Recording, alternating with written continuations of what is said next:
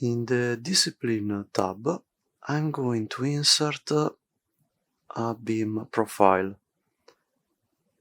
Selecting this feature, I can see that I have different standards of profiles.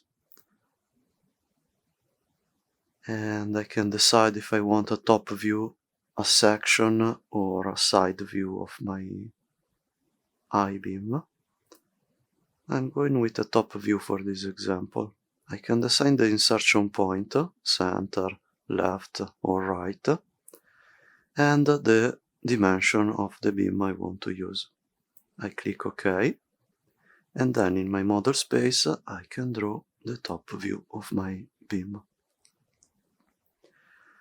I can proceed to place another one, changing the insertion point, for example, left or right.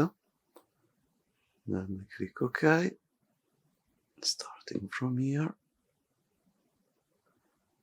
I can see that is in the opposite direction, so I can flip into the other direction, and I easily placed my profile inside my model space.